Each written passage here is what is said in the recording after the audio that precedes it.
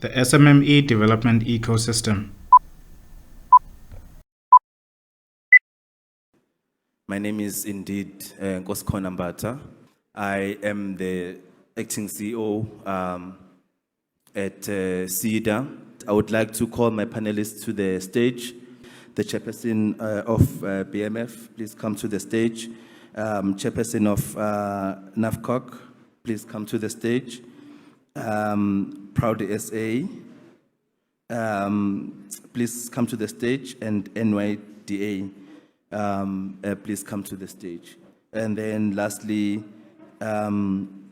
the representative from the Youth Chamber, please also join us to the stage. Good evening, everyone.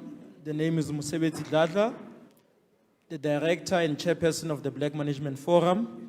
My name is Eustace Mashimbye, and I'm the CEO of Proudly South African. So my name is Tsepo Mataba. I'm the chairperson of NAFCOC in the Free State. Gama ngu Asanda Lwaca, the executive chairperson of the National Youth Development Agency. The panelists then telling us about their role as an ecosystem enabler. Basically, how are they enabling SMMEs? What is it that they offer to SMMEs? How are they enabling SMMEs to prosper in this space? And that for me is very important, and it hits home, mainly because we are here because of the SMMEs that we want to support, the passion that we have. I mean, there's various programs that were discussed during the day that are being offered, you know, by the likes of SIFA, the likes of SEDA, you know, one of them is the She Trades program, you know, that enables the SMMEs in this country to trade, especially women-owned SMMEs, to trade properly, and also to have access to international market. And that program, obviously, I would like most of the women-owned SMMEs here to take advantage of that opportunity and make sure that they are able to get their products into the global space. The CEO will speak more about that through also Proudly SA. Guests, as we stand here today, the BMF is 46 years old. We've been at the forefront of developing managerial leadership, primarily amongst black people. We are a non-political, non-racial, and non-sexist organization. Our mandate stems from the aspect that says to get government functioning right, you need competent, ethical, effective, and very much pragmatic leaders. What we've focused on at the most part as the BMF was in the private sector. We are the custodians of what we call affirmative action. We created the Employment Equity Act. The reason why we see all black people today in South Africa employed and working in government, in private sector, is because of that legislation. We furthermore in 2003 worked on the blueprint for black economic empowerment, and we wish and pray that majority of our people understood the 5 elements that are there, which used to be 7, around ownership. We want majority black-owned economy. That's the political economy we want as the BMF. But we equally understand that that cannot come from sloganeering. You need to develop the capability. This is the things that we do in the BMF. The capability we developed through 3 specific programs, which is the Young Professionals Development Program, where young people who are in business, who might have learned their academic skills, but do not have the requisite soft skills, and as well as networks, are being able to be coached and mentored. We do that in partnership with Duke University from London. We equally have what we call the Women in Power, because we're saying we're not just going to go and pick women and say, here's women. We say these women must be capable, ethical, and very much competent. We have also what we call management and leadership in action. These programs simply, they make sure that the people that say today they are managing, we need to be able to, that you see today as big CEOs, chairmen of many multinational organizations, as well as key institutions in the state. We realized at some point the government decided not to stop consulting us. And we say, let's look at that. We realize that young people who are in business never understand the importance of governance in business. The issue is that in a South African economy, you won't go far. So we need to fix those aspects, and we work around helping entrepreneurs around that space. Furthermore, what have we done as BMF? It is one thing to believe that white people are responsible for our development. We set up two special funding mechanisms. One is the BMFI, the BMF investment. We fund companies that are above 30 million in order to be able to recapitalize them and assess them with funding. And we also sit in those boards. Because one of the key things with us is that we don't fund where we cannot give you capable people. We've got people with industry background, knowledge, who've worked in these multinationals, who've helped them grow. If you've read the book, The Rise of the Afrikanerdom, it will tell you white people became more rich post-94 than they were before 94.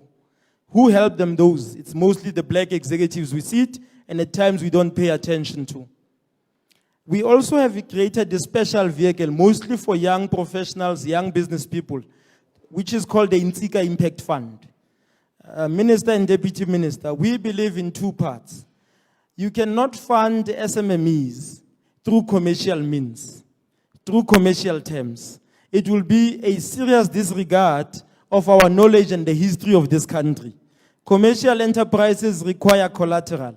We set up during COVID what we called the 200 billion stimulus. Only 14 billion was spent because the companies that were meant to be empowered and assisted, that they don't go under, they did not meet the requirements of the banks. Now we would ask, who in government decided on that policy? Was he an effective BMF type of manager who would have understood the socio-economic aspects that we deal with? So these are critical aspects to say, who do you put in government to make these decisions? If you take a person because they want a job, we get the decisions we sit with today. Equally, we've looked at under the Insika Impact Fund, we fund in between 750 to 5 million. Impact investing simply means businesses that will create an impact. We've looked at the capability of our professionals from most of these institutions because we've got those black guys. When you see companies saying we've got level 1 BE, chances there's enough BMF members in that type of an organization. But what we've also said was, let's discuss with the young people today to say, when we conceptualize BE, how is it supposed to work? You need to go through training and skills development. We need to put you through management control through the Employment Equity Act. Deputy Minister, I see you are here, which is critical for us to say we're still waiting for the amendment on the Employment Equity Act to include an employment equity scorecard for most of these companies. We are also saying, let's get to ownership. Let's be able to, we realize that our parents are told, we are told today, they did BE deals. Most of them, they don't really have the net asset value in those BE deals. We are fully much aware. Now we're saying, we are 30 years later in this country, you've got capable young people that studied certain aspects that most of our parents couldn't. We need the third generation BE deals. They will be more different from the BE deals that were done in the first and the second generation. We need to discuss aspects around small business. Let's discuss how spatial planning is affecting the small business people. Before funding, let's discuss the laws that are there. We created the laws to protect the people that benefited from apartheid. We need to be careful of that. If we're not sure how to change them, come and sit with us in the BMF. We've got the capable, smart and intelligent and ethical people that will begin to advise to say, this is how we change the laws, this is how we move forward. I'm going to try and summarize what we do as proudly South African within the ecosystem of supporting SMMEs, especially within 3 to 5 minutes, and that I normally do in half an hour. Minister, it's so unfair. I'm going to do my best. What we are is a buy local campaign. So Proudly South African was established back in 1998 as a result of a presidential job summit that was held and convened by the then President Mandela. I'm glad the DM is here and the minister is nodding. They were part of the process. And the reason why it was formed was to try and have an initiative that was going to assist in the creation of jobs and the retention of jobs. In fact, this afternoon, Minister, there was an entrepreneur who spoke about the fact that, based on what the DM said, he's one of those people who's lost 13 jobs in his company. And that is what Private South African seeks to counter. We are there to ensure that anyone who starts a business stays operational. Because you can run the best business, you can access all the funding and all the support you want, but if no one buys from you, it defeats the purpose. And that is why Proudly South African exists. The difference, though, with Proudly South African is your products must be made locally. They must be made within the borders of South Africa. Even in instances where you bring in the raw materials or the components that you require to make a product from outside of South Africa, it is only allowed if those are not available in the country. And in that instance, the transformation of those raw materials into the final product that you're going to take into the market must happen within the borders of South Africa, so that jobs are created. And if you think of a typical product, and I'll use a chair, a classical example is a chair. In order to produce a chair, there are raw materials that go into that chair. So it's not just about jobs that you create for the furniture manufacturer, for the chair manufacturer. If there's a steel component that is utilized, the steel industry benefits from it. If there's a leather material that is utilized, it means the textiles industry is benefiting. In fact, if you think of leather, it comes from the agricultural industry. You know, natural fibers and hides and skins are converted into textiles so that leather can be produced. So what I'm trying to illustrate is that the value chain, that every time you make a purchasing decision and you buy a locally made product, it's not just about the job in that factory, but it's about the value chain, all the jobs that come with that product. And so that is the role of Proudly South African. So within this ecosystem, our role is to give you access to market support. We have access to market programs that we've developed that are aimed at you who are supplying products targeted specifically at consumers. We have an online store, because we know the battle with retailers. In fact, the partnership we have with the department, and I'm glad to see that your DG is here. We have a partnership with your DG, Minister, which is aimed at ensuring that we try and access retail support for locally made products. And I'm glad that there is that program. So what we've done is we have extended it and said, outside of us relying on the retail spaces that we can access from big business, what else can we do? And so we've created an online store. If you have a consumer-facing product, you can sell your product on the Proudly SA online store at no cost. You know, it comes at a cost for you if you're going to list your product with these traditional online stores. But what it does is that it gives the consumer the assurance that every time they buy a product on that online store, it's locally made and is of a high quality nature. Secondly, we have access to market programs that are targeted at those of you who want to do business with government. What has helped us in this regard is government coming up with legislation that designated certain sectors. So there's about 27 plus cement, which is still, a bit shaky, 27 items that are designated. So if government says they're going to buy furniture, because furniture is designated, they're meant to buy from you. The role we play is to ensure that those tenders, as they come out, we have a tender monitoring system and we track each and every single one of those tenders for designated items. Does not matter at what level the organ of state operates. We track those tenders, and as the tenders come out, we check whether those provisions are there. So we're holding the state accountable, but we're also assisting the state entities that are procuring to ensure that they have the correct provisions. And so we track the tenders, we then send them through to companies that are eligible to bid. We register companies that are affiliated with us on the CSD so that you are in a position to can respond to the tenders. And so in that regard, we are assisting a lot with what happens in the public sector procurement space. Lastly, when it comes to private sector procurement, because we know a lot of you want to do business with the private sector, and this also supports the transformation agenda that we have as a country, because you can't leave that behind. And so we have developed portals. One of the main portals that we have is called the Market Access Platform, MAP in short. And what MAP does is it enables you that has gone through our system to register on the portal. We vet you, we register you, and buyers in the private sector register on that portal so that they can trust you because you have been vetted. And we are seeing successes. We go out and we look for localization commitments from the private sector, and we said register on MAP.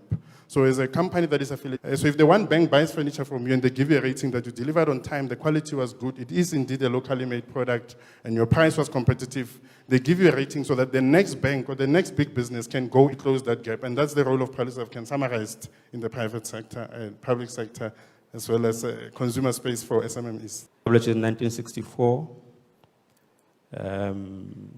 by the well-known Mr. Richard Maponya, and we are just working in the footsteps of that giant. Our mission to spearhead the spirit of entrepreneurship. It is moving them from the periphery into the mainstream. And we have been doing that ever since. Now, I want to shift a little bit from the direction that the speakers have been moving towards, because I don't believe tonight should be about NAFCOC.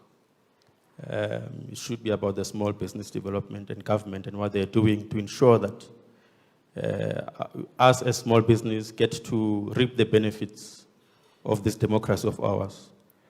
And I need to also say that this department that we are sitting for today was established because of NAFCOC. I hope the minister and the deputy ministers know that.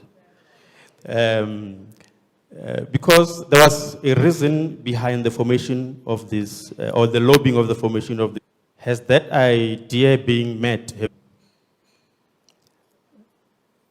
Your small informal people are still outside. They are still informal. They are still not given the opportunities they're supposed to get. And they are ignored. Now, this model that we wanted to push in our government is a model that, such that we have realized in other countries created by small and informal business. There's a dedicated department that ensures that there is access to funding, there's proper support. Now, we know to regulate informal trade in our locations. Together with other organizations, we are happy today that is to ensure that there is fair and out of resources within that particular economy. So, Minister and the Deputy Minister, we will appreciate very much if you can put your weight and support behind that bill by this day. Now, there are things that long discussion and a bit of a fight with CIFA in particular, because our people did not benefit out of the relief fund. And as a result, we felt that ground, and they understand what's happening on the ground, there would have been more impact. The other issue was quite a chunk of money was channeled to the banks. And we know as black people and fortunately, this year tried shame. Our government departments are listening. There are two things that kill entrepreneurship and small business. One is underfunding. You know, when you go and make a request, close down, and now you've been labeled a failure. The second one is our government does not pay our people on time.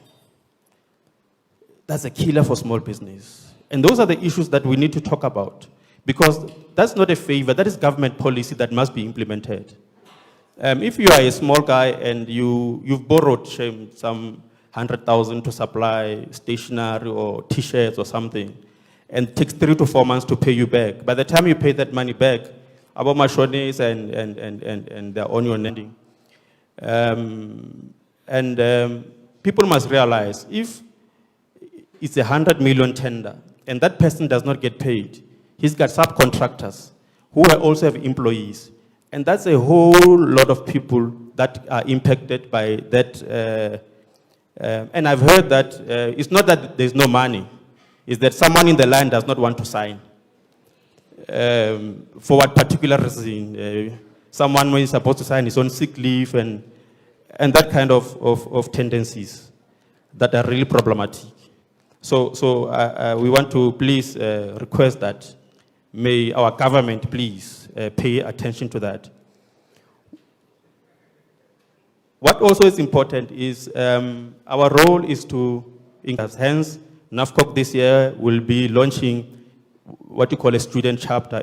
When people get out of varsity or technical, instead of going looking for jobs, they must start now looking at how can we create other jobs for other learners or other students. Now, I see my time is up. The issue of centralized funding, everything being done from Pretoria and Gauteng and everything being done there, and that's problematic, man. Things have to be worked on at a local base. We need, and Minister, if I would like to get an invite to present this thing to you. We have a program of localized funding cooperatives. It's a different model than the one that has been implemented here. We got it from somewhere. We've got people that have been working on this program. We honestly believe that it will assist a lot. The NYDA was established to be a single unitary structure addressing youth development issues at national, provincial, and local government levels. The main aim is to make youth development part and parcel of what other line departments get to a point where they include youth development as a clear area of focus. Our role, therefore, is to remove barriers to success and to assist with the development and the delivery of critical success factors. Products that we offer. The first one being the NYDA grant program, business development support in order to enable them to establish or grow their businesses. Now the program focus in the second program or service that we offer is the voucher program, which is a business support program that is aimed at assisting young entrepreneurs by through NYDA approved business. Please say your name, or you're asking your question or your suggestion so that then they can answer, because they are here to respond to those questions. Thank you very much, Ba. No, thanks, Program Director. My name is Piwe Mate. I'm from the South African BRICS Youth Association. And I just have, my question is directed towards Proudly South Africa. I just want to just briefly get a sense of what kind of efforts or instruments they've put in place to encourage direct contact between enterprises and associations and other business entities insofar as expanding their businesses beyond the borders of South Africa. Now I'm speaking in the context of BRICS countries. I just want to get a sense of what kind of instruments are there in place, because you reflected quite a lot on the packages that they have and how they assist organizations in terms of their marketing. But we know that for most products, if you look at most of the products that come from different countries, they make their way to our shores. But when you look at South Africa, there's always an issue. I mean, right now we've got relations with China and India and other countries, but we've got a very huge trade deficit in terms of what we export to these countries and what they consume that comes from us. So as Proudly South Africa, just want to get a sense of what kind of instruments do they have in place for us to be able to also deal with the question of the trade. Thank you, Program Director. My name is Zingisam Gauli of Mohokare Local Municipality. And the only way out is the industrialization of Harib. And the growth of young tenants is the daily running of the business. For example, from pricing the business to marketing the business. But I do believe that SEDA will be able to assist in this regard. I know that the new board is very progressive under the leadership of Asanda. But I just want her to take note that the response of applications with NYDA is very slow. Starting from registering the business, it takes a very long time to actually get young people to be registered for their businesses to actually comply. Mohokare has a potential in growing in the tourism sector because Mohokare is allocated in the Maluti route, as well as agriculture. We also have a farmer support unit. This unit was an initiative of the National Agricultural Department. That unit is a gold mine. All we do is this. We are going to put together people who actually own businesses in recycling so that they can assist the municipality in terms of waste management.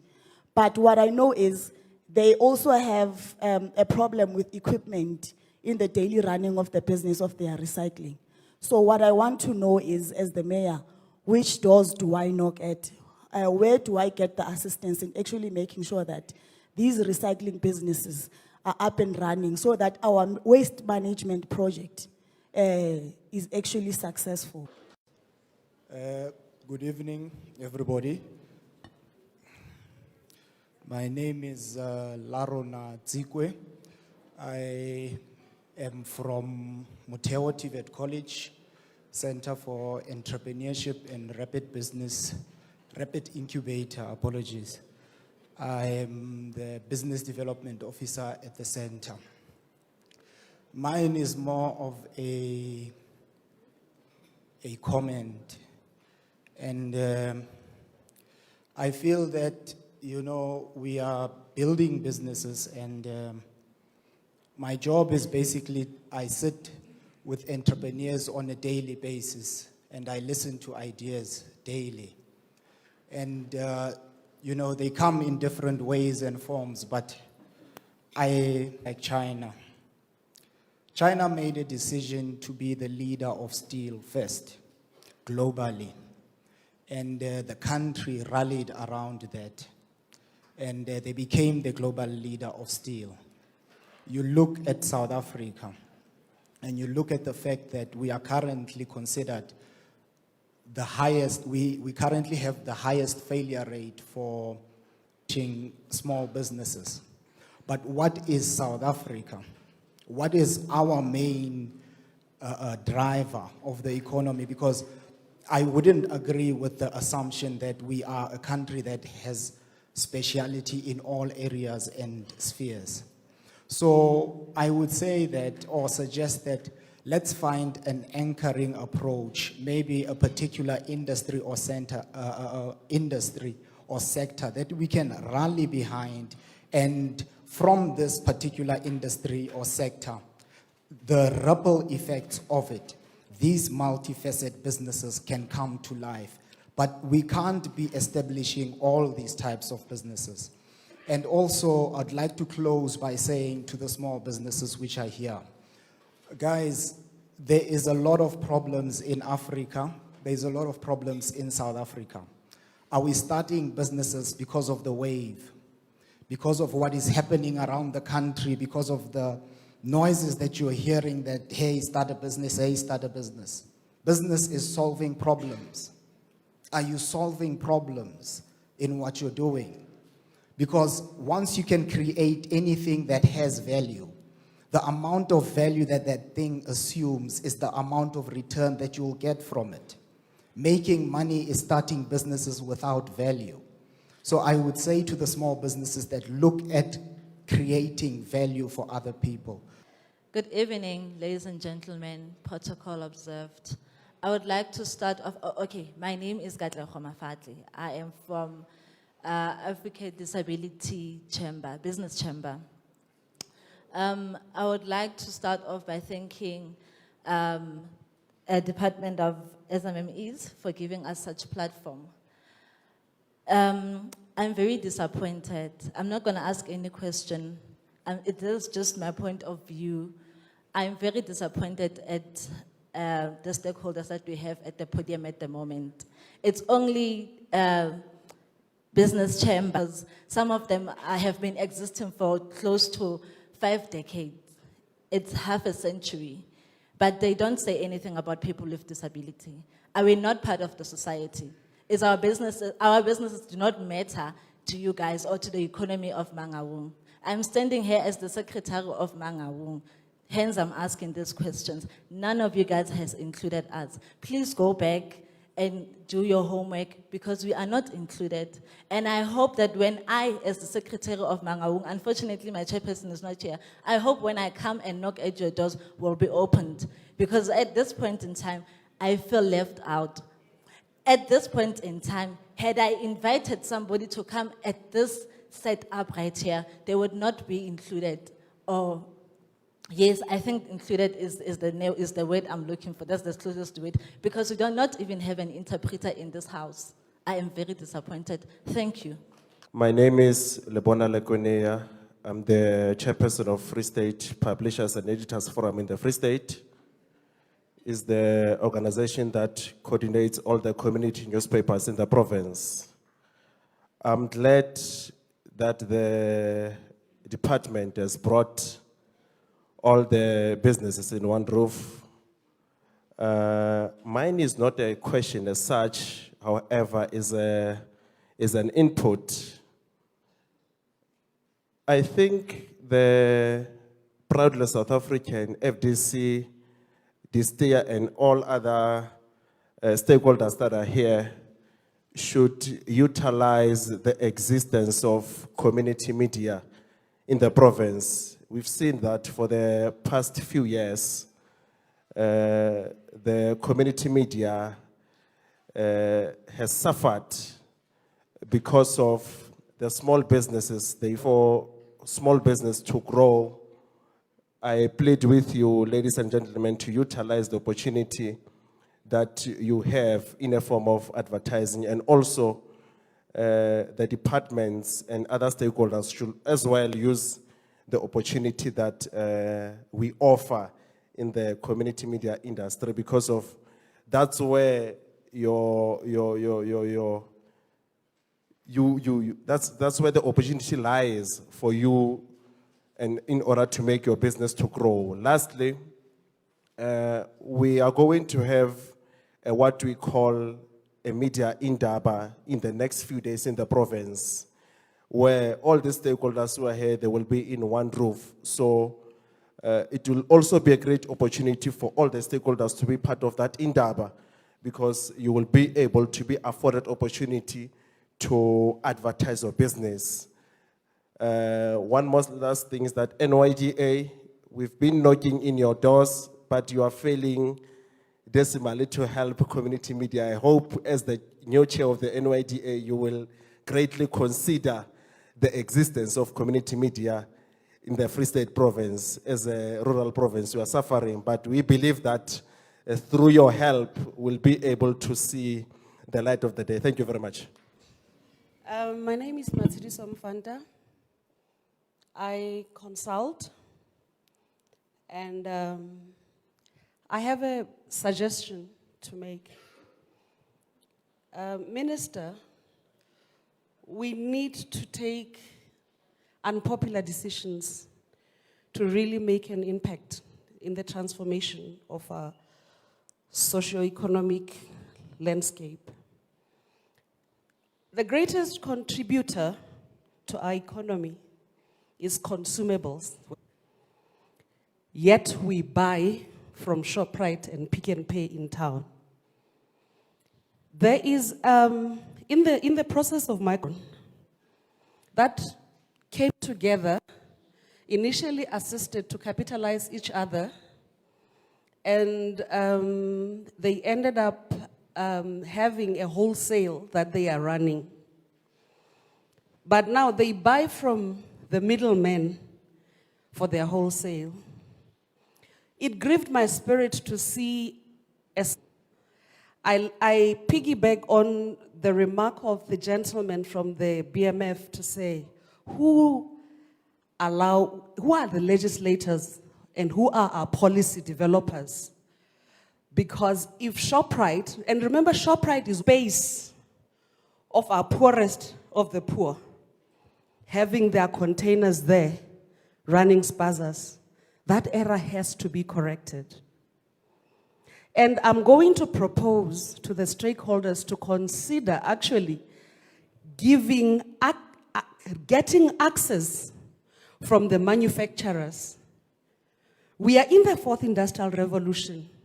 There's absolutely no reason why using our ward councillors, the municipal infrastructure, we cannot actually develop an app that different households can actually do their shopping online with the benefiting our spaza shops and food would be actually a whole lot cheaper if you cut the middleman. Thank you.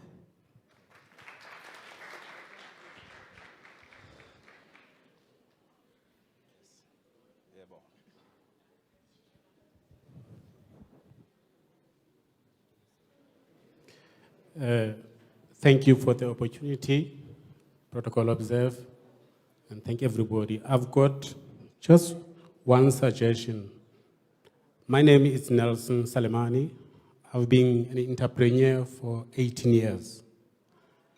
In my field, the skill or the product that I'm selling is intellectual property to small businesses. I've come across many businesses from different sectors across the board. What I've noticed in my life of 18 years was our people in South Africa, they've got the skills. They've got the core skill of whatever it is, manufacturing, retail. The only skill they lack is a financial management, it's a business management, it's an accounting. You will find that government give more money to small businesses, but our people lack in that, and that causes them to always go and say, please give money. If government can address that, that will help.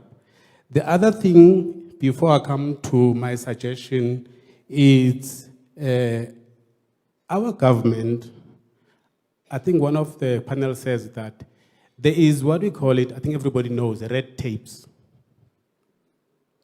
Government, if can understand that we coming from disadvantage, the red tapes are limiting each and every entrepreneur here who wants to succeed. Funding. Please, Minister and everybody, try to look into that. I know it has been addressed all along. The other thing, what I've experienced is a turnaround if you apply for funding. That it's killing each and to you. It really kill your business. You end up not having a business at all. You go to the commercial banks and that charge you more interest, or you don't do at all. But the suggestion I want to bring today is to FDC. FDC. My suggestion to you is to say, I know at the end of the day, we need to pay for the rental. But what we do as a tendency, we tend up not paying and taking the money. We can sign the papers, that's not a problem. The problem is acting and completing, fulfilling your obligation. The suggestion I would like to bring on the table to you and everybody, if government can have a relationship with the commercial banks to initiate the debit orders, because remember, I've got my company, but I'm banking with a certain bank. If now I do a job for that, it's not going to come to me to go to the bank. If you start that, then you have a government department. I think you will be able to recover the money from all those who are maybe borrowed the money, like also the CFAs and others. That's the suggestion I'm bringing. Thank you. My name is Michael Mnguni. I'm a young person from Ward 23 in Mangaung. Colleagues and also stakeholders, I would like to address few issues. Firstly, particularly to operate and run our small businesses. As colleagues who are aware that we have, Mangaung small hub there by downtown. My plea is that can we get a commitment, particularly for the ministry since they are present here, because I know that they are coming back in 6 months. As we said, MMC, that we are having challenges in Mangaung, and I think it's going to be key that we get a commitment to get those containers, because it's hard for us as young people to operate in our own homes. We do not have spaces where we can operate our businesses. Secondly, I would like to plead with the elected leadership, Ms. Asanda Luata, the NYDA executive chairperson, that on our side, I think we need more training as young people to learn how to run and operate our businesses, because it's not a lie that government does fund us, Minister Stella Ndabeni, but the issue is sustainability. How do we then sustain our businesses for the long term? Therefore, I think it's critical that NYDA plays a role in ensuring that young people are able to run their businesses, so that by 2030, and that is we are able to create those 9 million jobs. Because if you get funding but do not sustain those businesses, then you are clearly playing with government money. Last but not least, we appreciate the efforts that are made by the CEO of Proudly SA Leadership Work, really, very grateful. And I think it's critical that Proudly SA advertises more so that we as young people can put in our businesses in your platform so that we're able to advertise and also run our businesses. To the leadership in between Asanda and the CEO of Proudly SA, I don't know whether it's the leadership of NAFCOC or something. I'm with the SRC of Universities of the Free State, and I think that it's going to be critical that we are able to launch those student chapters in institutions of Ireland so that people are able to run their businesses. And I think we're going to pledge as UFS, as a former chairperson of association, that we're going to be likely and grateful to launch a student chapter under your leadership. Thank you very much. Nyabong. Good evening, everyone. My name is Oleboheng Tlhong, 21-year-old final year law student from the University of the Free State. And I am an owner of an events company, clothing and cosmetics company. So my question is directed to the gentleman from Proudly SA. I just want to inquire about the tender system that you spoke about. And you mentioned something about bids and just being able to track tenders on your system. So I want to find out, does it completely substitute the process of the CSD, or do you still go through that entire procedure of applying on the central supplier database, or does it just completely go away and you go through the Proudly SA system? Thank you. The first question, but let me say this one is just a comment. The SEDA is failing our people. They say they're going to help people with business plans, quality management systems, but a mere application forms for COVID-19 funds and that are missing in their offices. I don't know, but let me leave that one. Mangau Metro is in big trouble, we know. However, Mentabise, I will be knocking at your office tomorrow morning. Please don't run away, I'm coming. The reason why I'm coming is because the stalls that you say you are proud as a municipality, you have built them. They are not there. Now, I want to come and help you to see how can we finish that project, because the money has been eaten for 3 years now. And also, I will be coming to your office because the foreign illegal immigrants have taken over our complex in Buthabe. There's containers there. Our people are renting from people from Nigeria. That is not good. I'm coming to your office so that you can also take law enforcement office. We go there and take out those foreigners from our people's places. And lastly, I heard that the municipal, there's a mayor somewhere here from Mohokari. She said she's gonna allocate land. Now, I'm asking you, in the very same CBD, because our people at the complex, they don't have places to operate their businesses. And here in Bloemfontein, we've got a container hub. Can we have that in Botshabelo? Can you allocate space there? And then I will also go to this tier by tomorrow morning, first thing in the morning. I will ask them to help us with those containers. Can you allocate land for that? Lastly, Comrade Tsepo Matsaba, we've been in this struggle for a very long time, in shutdowns and all that together. So tomorrow I want you to come with me so that you become a witness. If they fail us, you will be there. And also you said you're giving support to our small businesses. So I want a support for small businesses. So I want to go with you. I'm saying all this before the leadership here so that none of you will run away. And also my last suggestion, program director, I'm not fighting, sir. Sorry, this is the last one. The mentorship, I didn't hear any of the panels speaking of mentorship programs. I think that part is key for the sustainability of the businesses, because really they are dying. Some I know they chow the money, but some are trying. So, thank you. My name is Mohau Nhlapo. I'm the Provincial Secretary of African Disability Business Chamber of Commerce and Industry. And by so saying, chair of the session, let me greet my counterparts, which is NAFCOC and Youth Chamber of Commerce and Industry. Chairperson, I want to address these two municipalities that are on the podium. One, Mangaung, I don't want to get angry when I have to talk about you, but I'll try. Deputy Minister and the Minister has never ever offered anything to business owned or business owned by persons with disability. I stand here as the CM, trying to have a program into ensuring that the municipality itself should have a data of businesses that are run by persons with disability. But they will never open their doors because of why? They don't know what to do, or they don't want to get an assistance from those who know. I'm saying this, I'm the part of the stakeholders of Mangaung. The last time, or the new council when was inaugurated, they called the stakeholders. We were never invited. But they are saying their businesses and know our challenges in business. And I'm trying to take this to Mangaung, but not only Mangaung, even Machabeng. I know they don't even have database of business owned by persons with disability across their regions.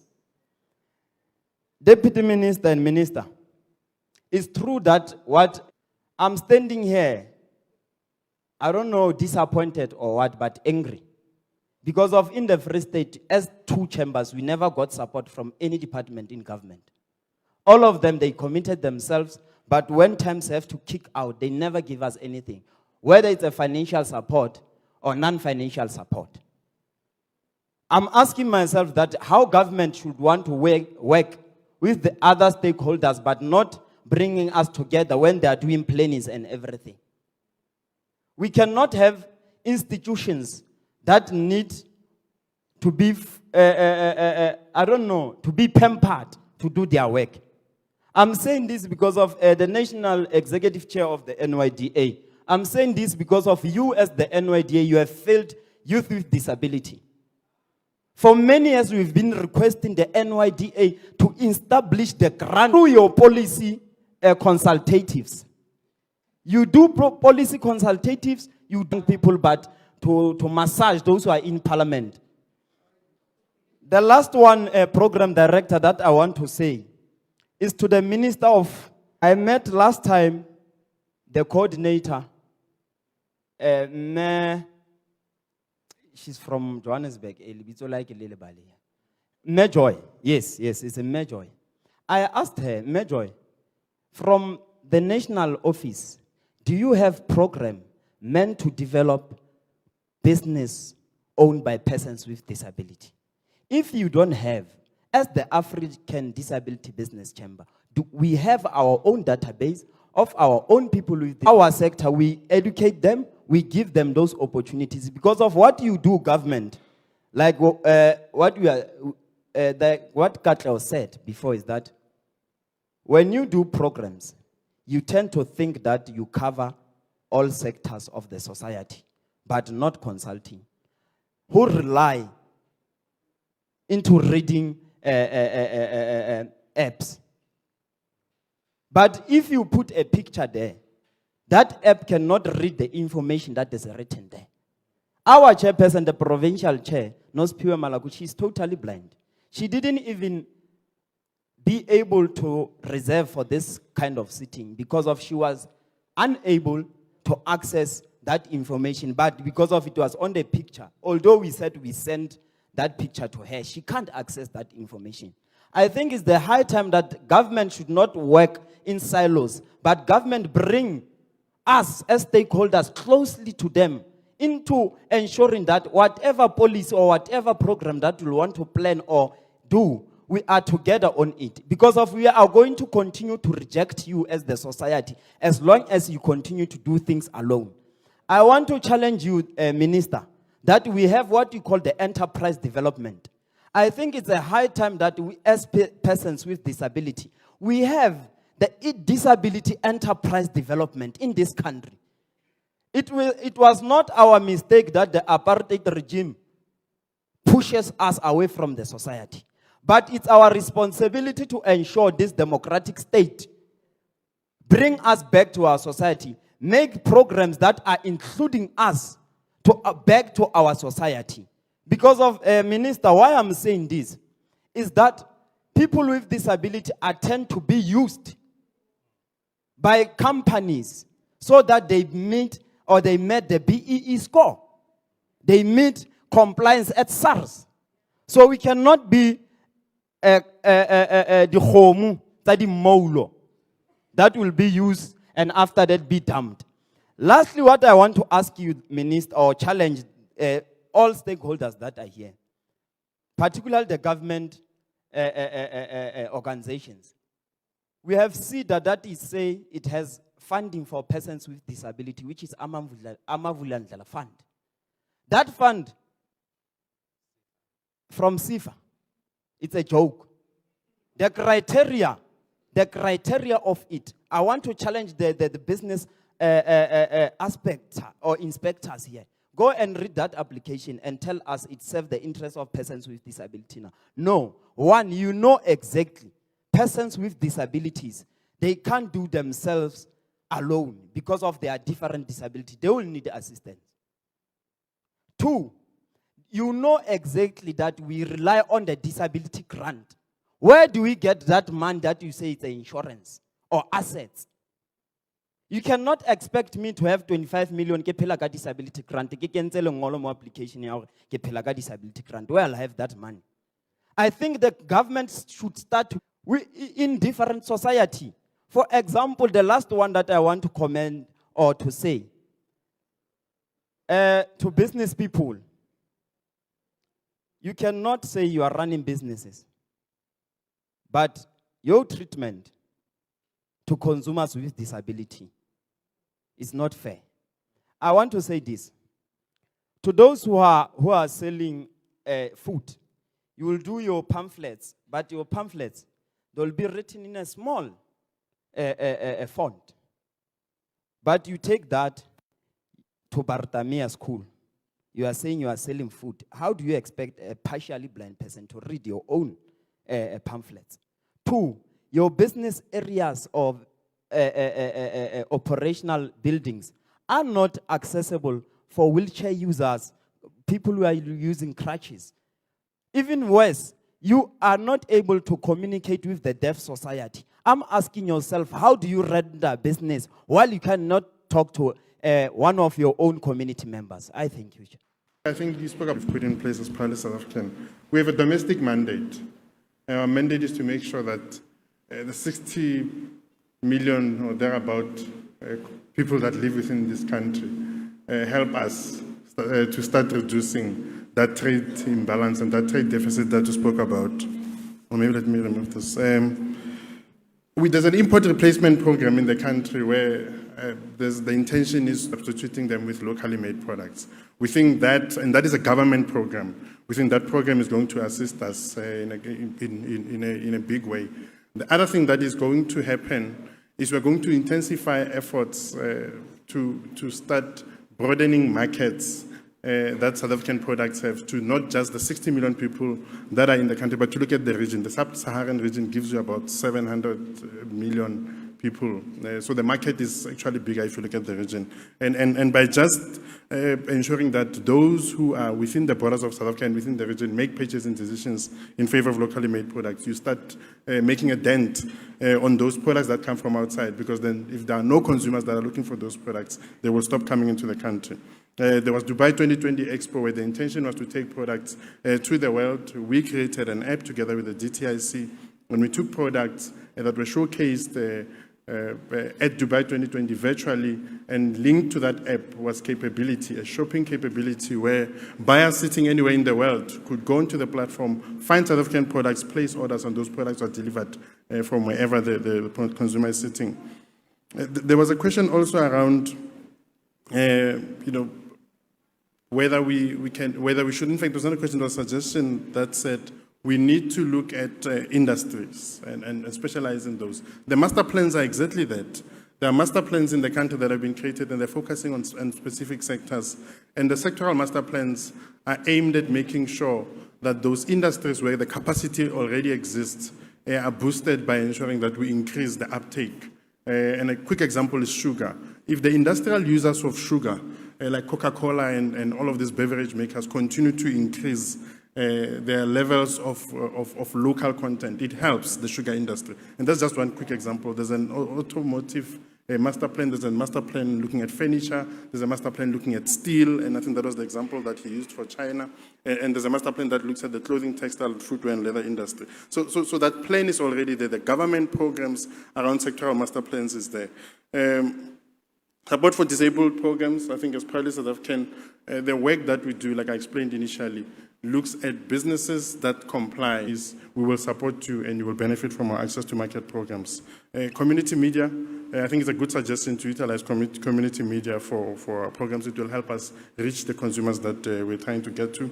Suggestion to establish student chapters. We were both nodding with Asanda that maybe that's something that we should look at because I think that will give us access to purchasing decision makers of the future. People who are going to make decisions in the future. In fact, a lot of households. And lastly, the tender system. It's not meant to replace the CSD.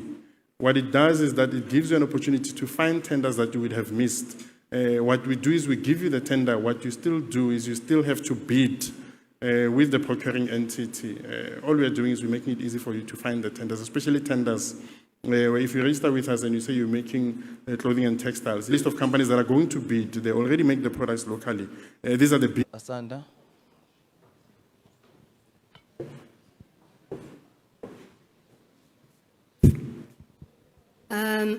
Thank you very much for the valuable questions, comments, and constructive criticisms.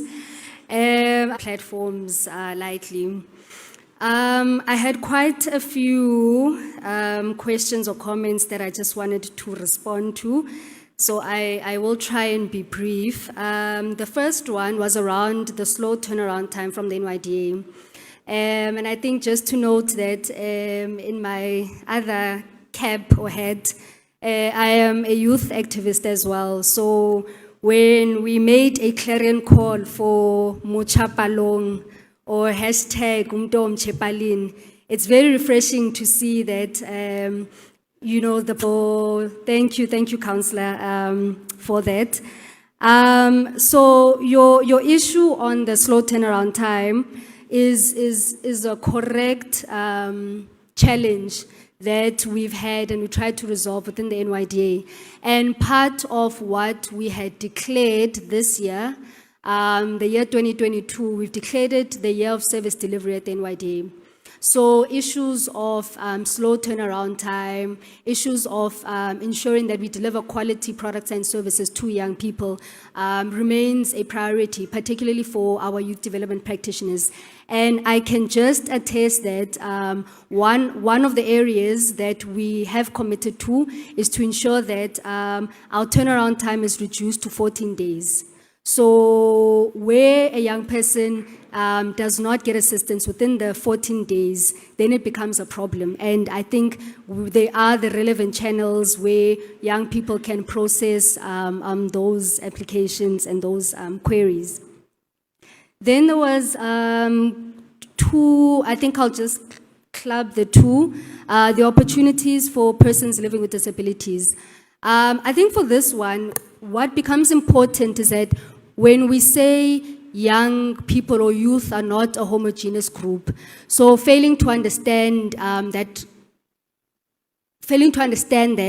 would ultimately be failing to understand the complexities. And the complexity of this particular cohort of youth living with disabilities is an area, is a focus area that we must acknowledge as the NYDA.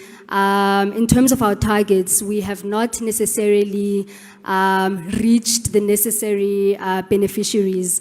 But what I want to commit to yourself and the gentleman who's no longer here is that at the back table there, we've got my chief of staff, and I just want to ask Kusenzeni to raise his hand. We want to invite your organizations to just have a chat with us, and we can see how best we can tap into the databases that you have within your organization. Then there was the issue of the red tapes. I think it was a gentleman said, oh yes. The issue of the red tapes insofar as small or businesses are concerned. So the president in his announcement this year in the State of the Nation address made mention of the Business Act that will be under review. And I'm sure the minister will speak more on this, but I also just wanted to encourage yourselves as the practitioners to when that particular process opens up, that make your submissions so that, you know, when that process starts and the amendment of that act ultimately takes place, that your views can get factored and filtered. So I'm sure we understand that participatory process of what happens when a piece of legislation is brought forward and how we encourage public participation. So I want to encourage yourselves to just make those written or oral submissions. And then the issue of, okay, there was quite a few. The business development trainers. So as the NYDA, we've got the grant program that I spoke about earlier on, and within that program, we offer services to young people whose business ideas qualify for this particular grant program, depending on their individual needs. But also, it's important just to mention that part of this grant program, we also as part of the training for the beneficiaries, is that they undergo certain services, which includes, you know, your mentorship programs, business consultancy services, market linkages, business management training, and so on. So those services are available at the NYDA. And then lastly, also the issue of the mentorships.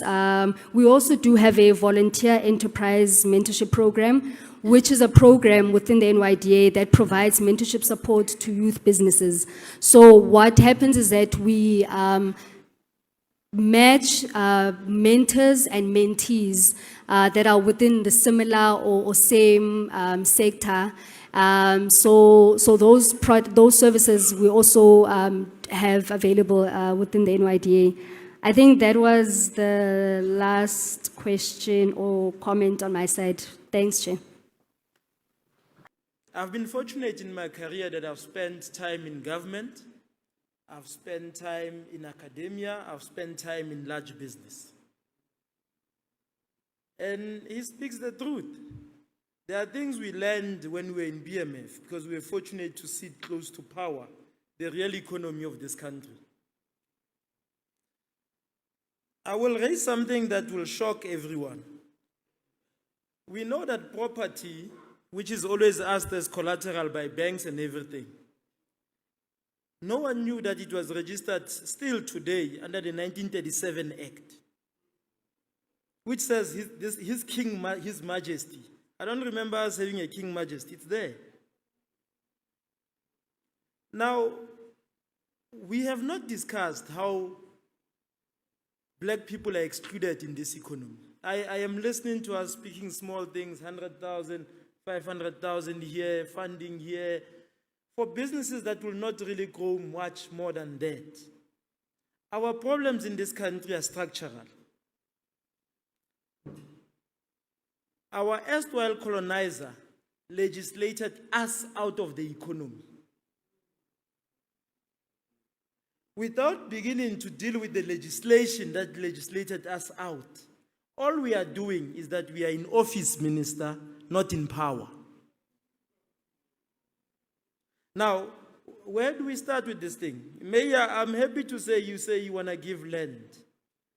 We've been doing that since 96. We gave people land without title deeds, and banks want title deeds.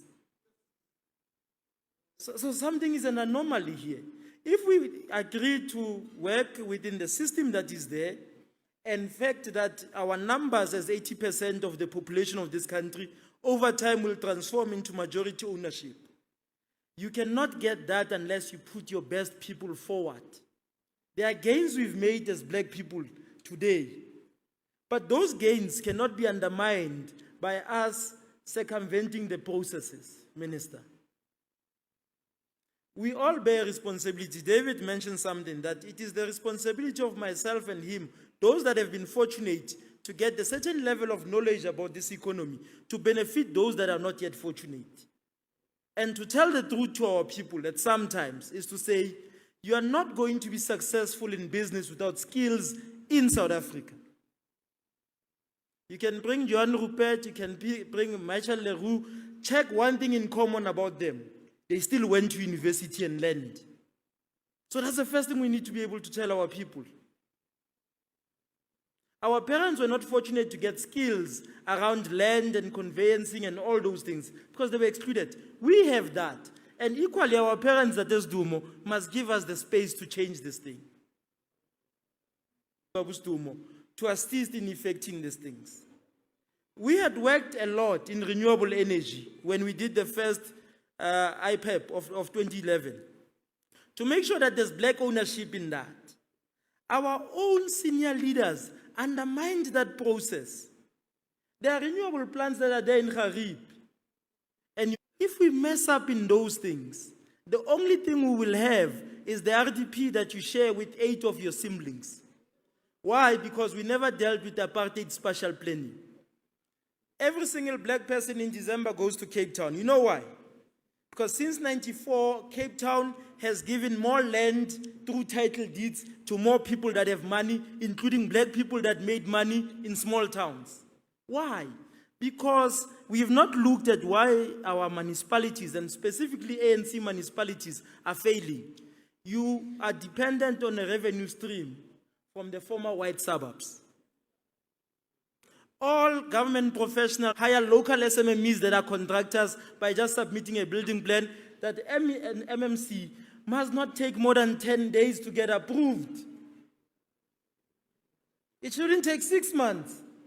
What kind of people did you hire there at the municipality?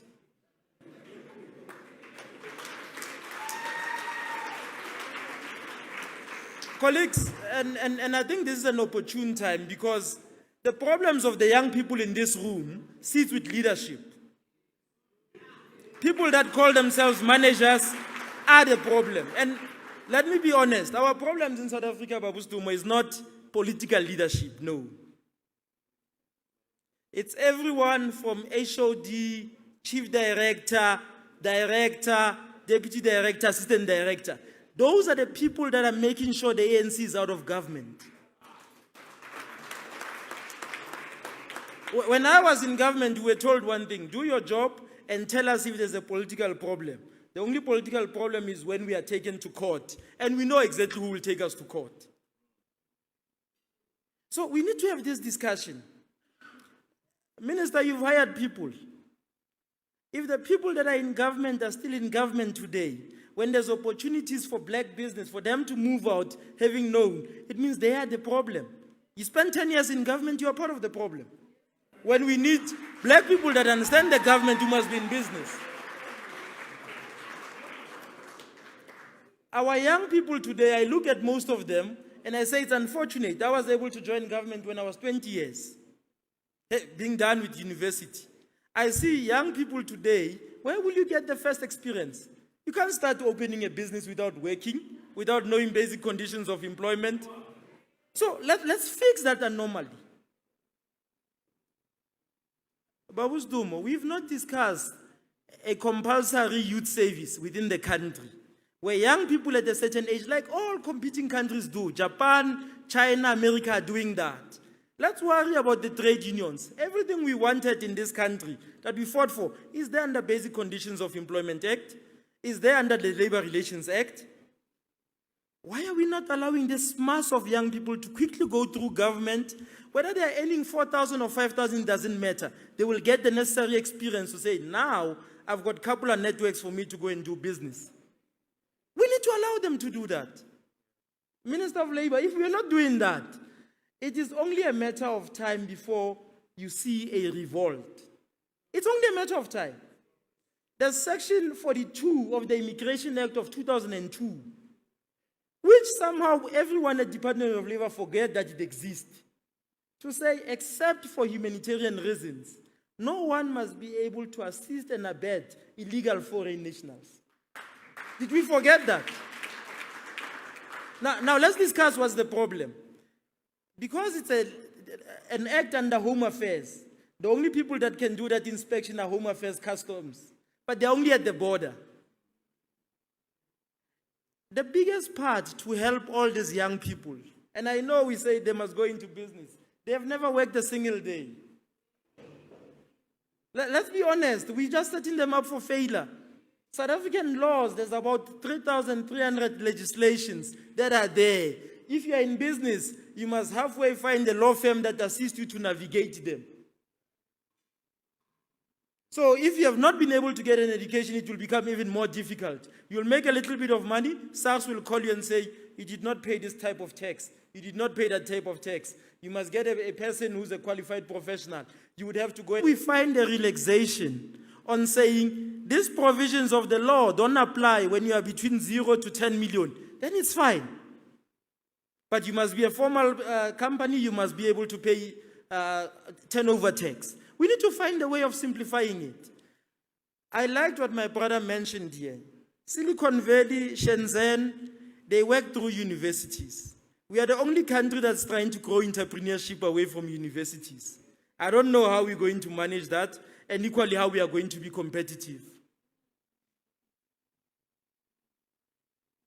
We need to say, you are SEDA, and maybe let me finish here. I'm saying there's the minister student to speak. Yes, I will do that. She needs to speak. Yes. And it's late. A minute, I'll finish. Now let me put the last thing, because it seems time is not there. And for me, this is a burning issue. That's why some of us went to BMF to say, let's discuss the truth. We need to say, SEDA, SIFA, you want to fund people that will run sustainable businesses to pay you back. What is an instrument to know that this person is effective? If you're not running it through a center at the university, are we waiting for Stellenbosch to succeed with what they are doing there for us to realize that the Afrikaners understand the model? Let's set it up with the universities. Let's see that says the skills you must get here at the university. SIFA will fund you once we are told you are in the right path. Then we can get IDC. Then we can get NEF there. Then we'll begin to move and create the right level of entrepreneurship. They don't need to go and study law. They can come and do business, but learn all these critical things, and then we move forward. Thank you.